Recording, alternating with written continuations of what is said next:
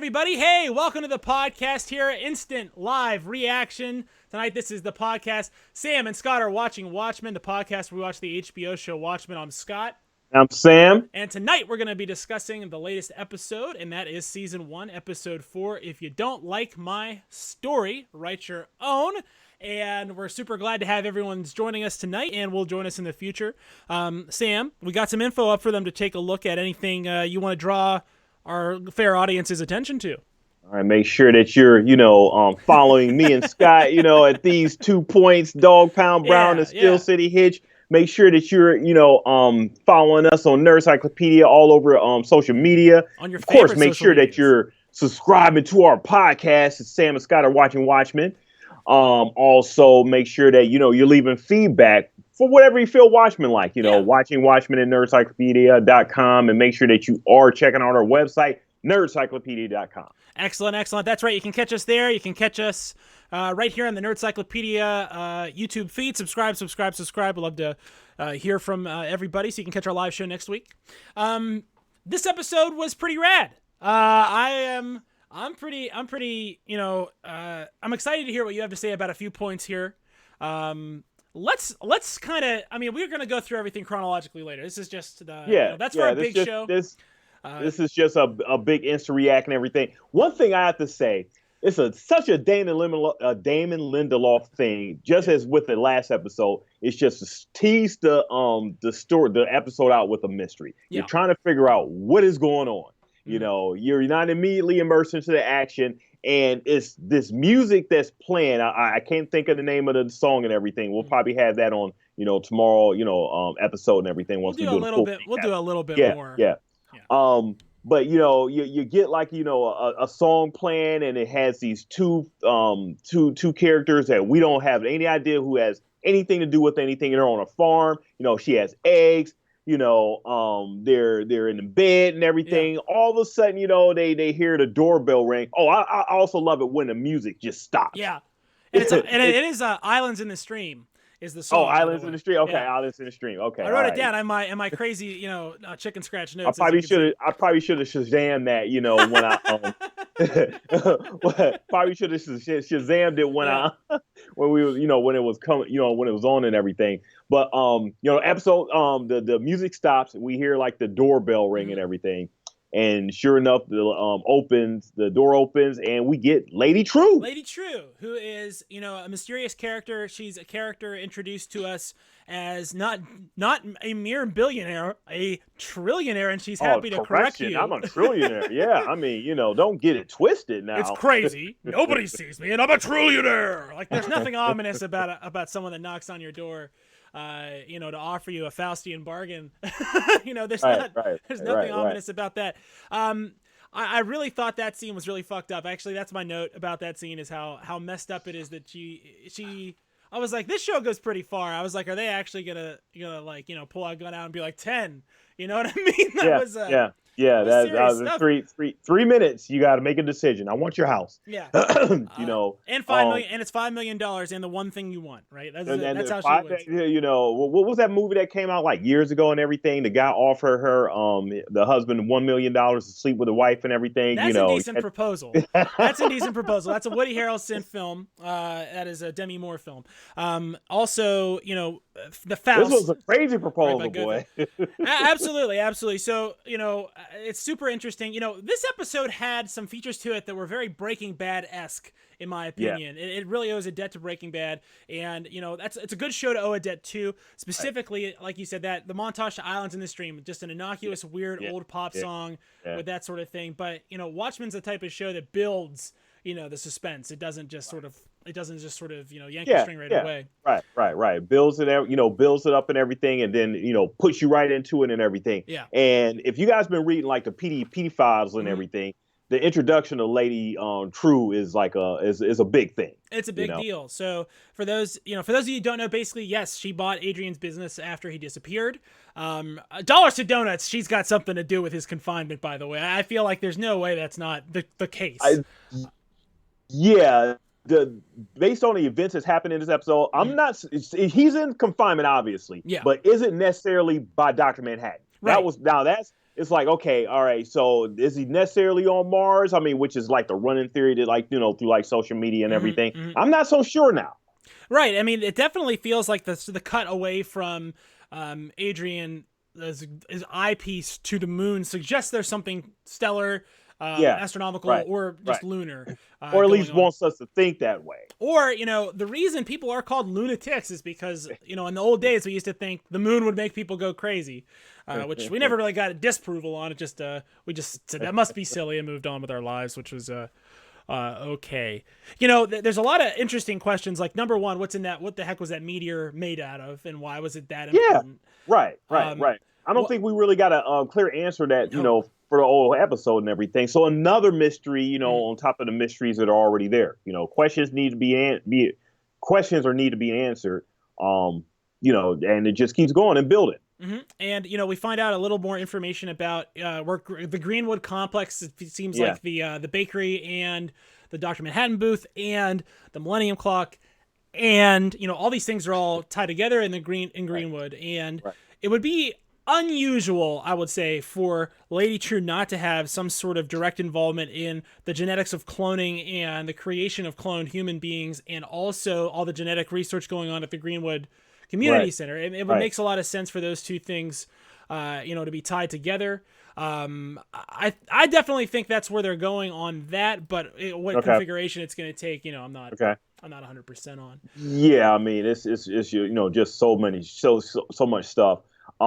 We finally get to see, Angela, as Sister Night and everything revealed to Looking Glass in his regular identity that the chief was the chief had a hood in his closet, a Klan hood in his closet and everything. And Wade doesn't know about it. We see Looking Glass layer here. I mean, there's a lot of different new locations, new world building going on in Tulsa.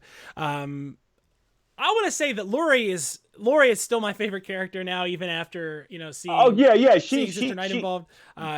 When she comes into the episode, it's like, okay, now the episode's gonna get going, right? Yeah. And this is another Lindelothian thing. With the way you end off the episode, like how we did like the last episode with the card dropping and everything, and then we hear this noise while Angela's in the museum and everything. And we know immediately why that where she's at, and then we come outside and see her interact with Lori. So that was a really good thing. Oh, it was such a pleasure to hear to hear Petey call out Lori's whole background and everything. Right, all her business. such a great Easter egg. Thank you, Damon. Thank you. I thought that was a really cool scene as well. It's interesting, It's interesting for us to find out Petey's like this. He's like a sidekick, right? Yeah.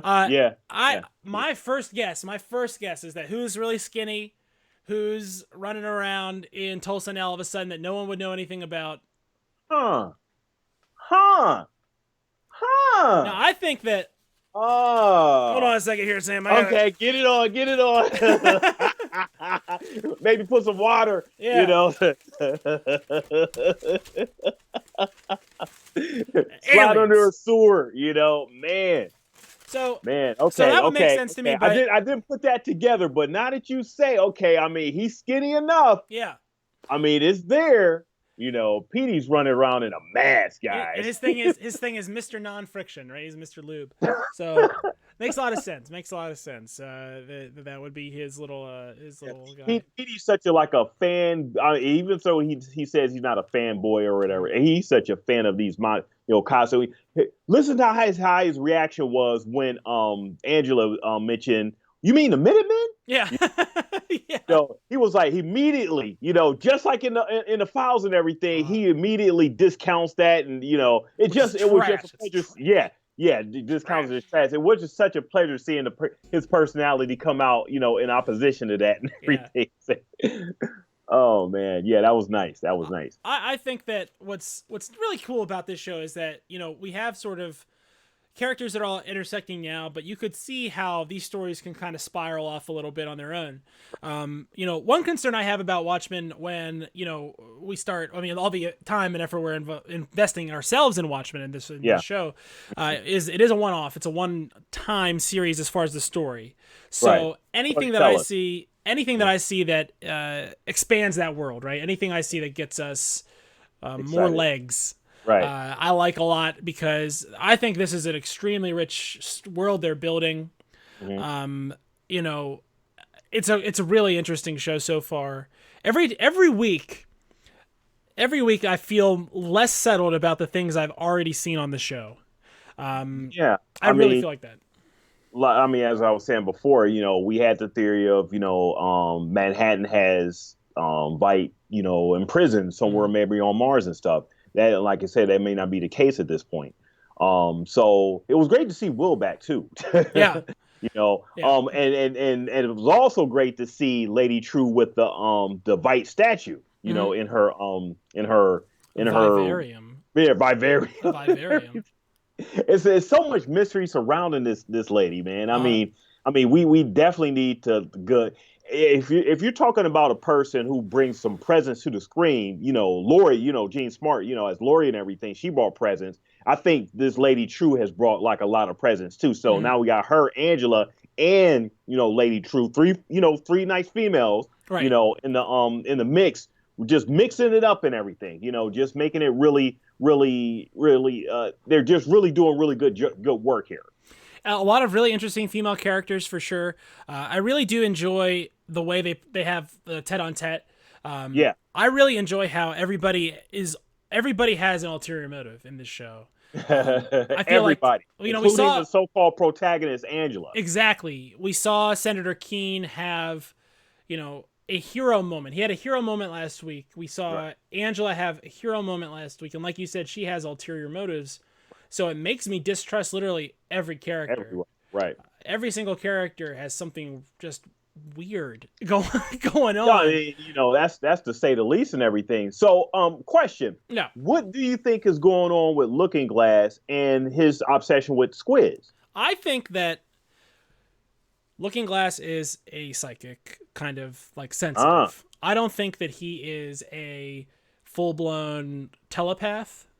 I think that he is experience his sensitivity toward those things. In the book, Adrian said psychics are going to lose their minds forever over this. They'll be imprinted. And Wade's the right age to have been imprinted by the squid. So when I think about different things involving his background, I think that the reason he's so good at interrogations is when he says he knows, he can tell. Right.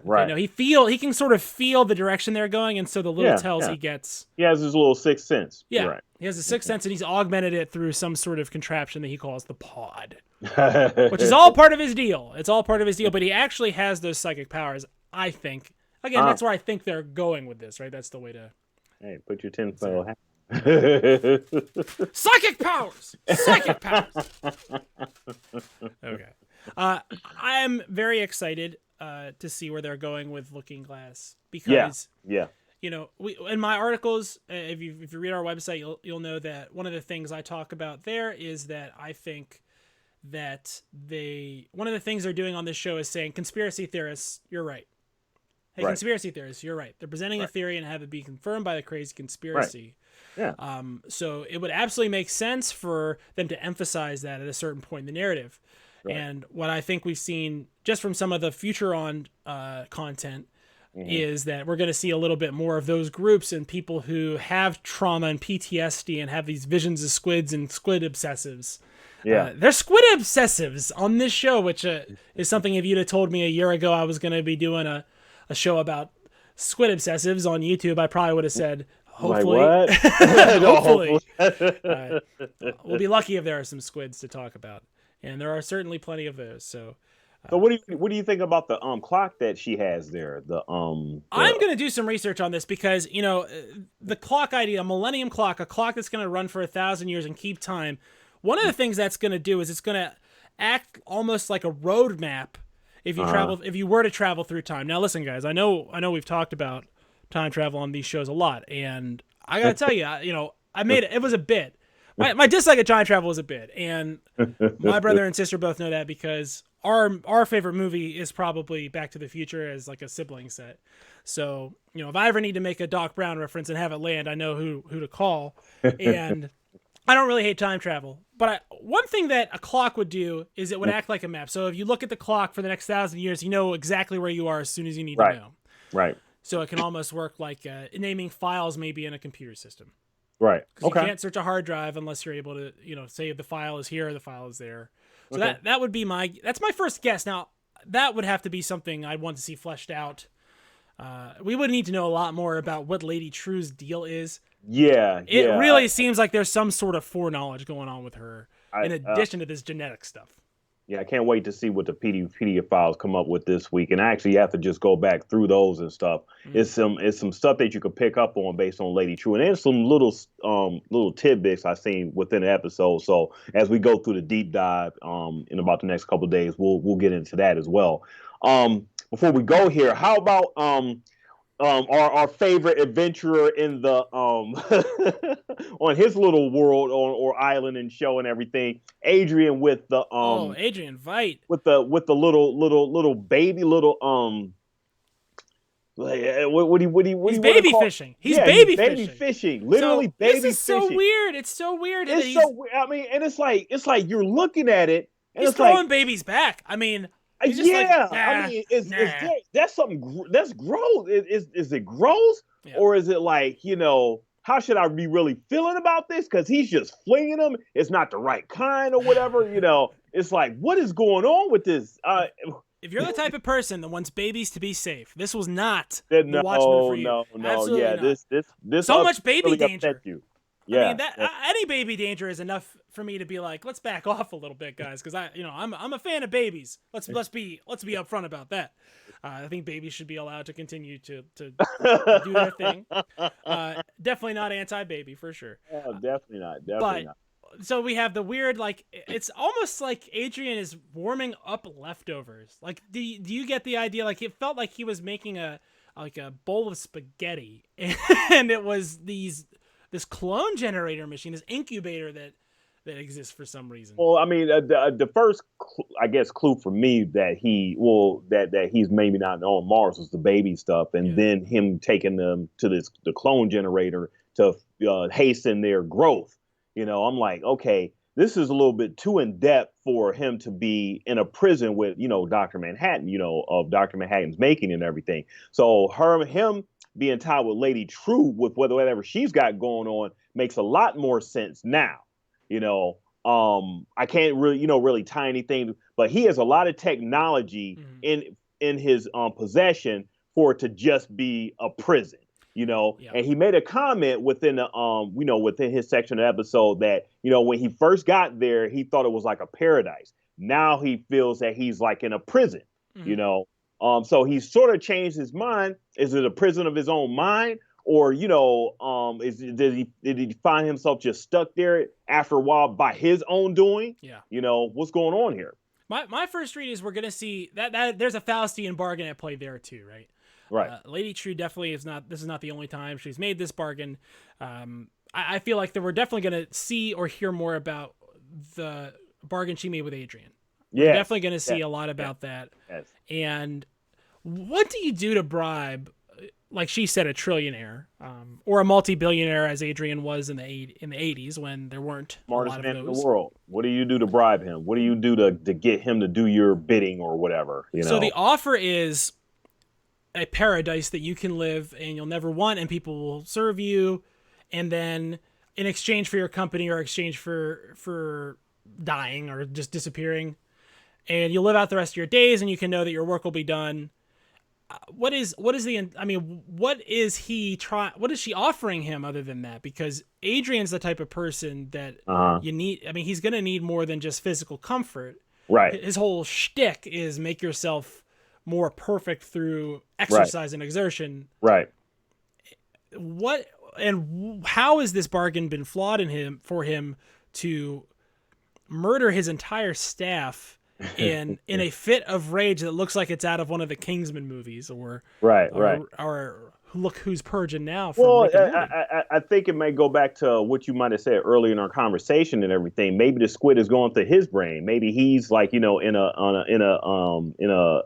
insanity. It is something going on with him where this prison or, whatever he's going through and everything has gotten him to a point where he's just, whew, I mean, it's just something going on with his whole brain and everything, it just, the squid stuff affected him. Yeah, I mean, which would be weird because he's the one guy that knows how fake all of it is. Exactly. Right. He's the one who caused all this mess and everything. Couple tidbits too. Love technology in this episode. Mm-hmm. Love the weirdness. Love the cinematography and everything. And once we do our deep dive and everything, it's a ton of stuff I want to actually get into. Yeah. Beautifully shot. We want to talk about the montage scenes. There are a couple montage sequences that again reminded me a lot of Breaking Bad.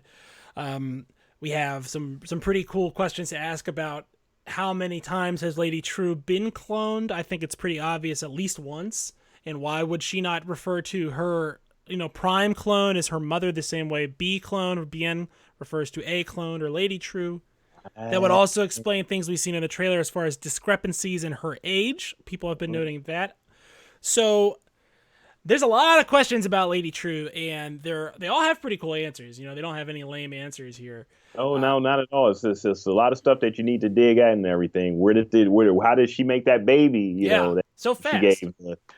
How did she know to make that adult baby? Because she has to know that meteor is going to hit at that time in that place so that she could have a year ago, assuming regular gestation, made this child that has to be convincingly genetically close enough to these people for them to believe it. So it's plausible to say this is really a clone made from their material that she already had on hand.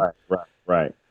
There's so many different ways for them to go with this. I'm pumped to see how it goes. I mean, with next week's episode, you saw the next songs. I didn't see it yet, so I'm trying to just stay within the episode itself. So there's gonna be spoilers for the episode we're talking about, kids. I mean, I know we don't announce that because that's lame and it takes time, but there's gonna be spoilers for the thing we're talking about because otherwise we'd be talking about last week's show, and last week's show was on last week. If you didn't catch it. We did a show about that one too, so go ahead and look at that. This is your first time. Subscribe and go to our channels. We got them all there and everything. That's correct. And one thing before we go, and it's time for housekeeping, so let's do some housekeeping.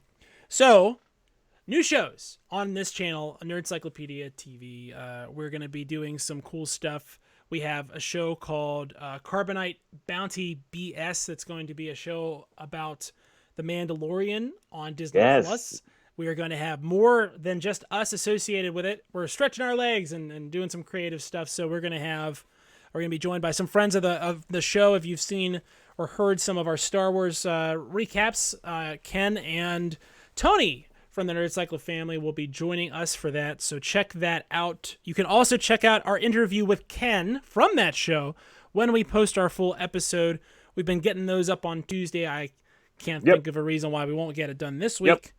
We are also going to be doing a show called Nobody Cares, What Scott Thinks, which is going to be... Because really, nobody really cares. Nobody does. We're expecting 0 views or 0 listens because nobody really cares. And that's going to be sort of... when you see that tag, that's going to be my show. It's just me. Going to be me. It's going to be a lot more boring than this because I'm not as much fun when I'm by myself, hence the collaboration. So, but I bet you he will have his tinfoil hats with him. I'll probably bring some tinfoil hats with me. So tonight, the episode we're going to be doing tonight later is going to be instant reaction like this, probably from Rick and Morty. It'll probably look really similar to this because I'm not going to spend a lot of time reinventing the wheel. It's technically a nerdendum, I guess, if we want to know where to find the podcast itself once that comes out. But you can catch it here because we have the one collated video feed for you.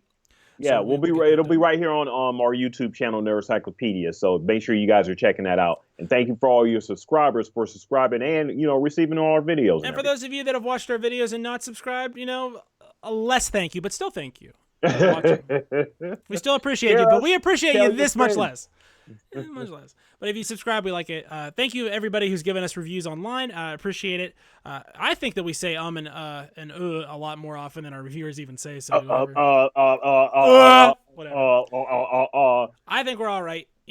What do you expect? Oh, we're not professionals. That's why we're on yeah. the internet. If you want Hey, to see the professionals, you go to the professionals. If you want like the smooth selling stuff and everything, watch like the morning show or something like that. Go get on TV, not YouTube. YouTube is for rough and terrible. Wait, no, just rough. But you get the raw and real here. You know what I'm saying? So we'll say it's fucked up when you try to kill a baby in the first scene. We'll say that. You don't always get that on TV. They won't just say that. Not at all. We get it. We raw and uncut here. Yeah. Nerdcyclopedia. At least for this show.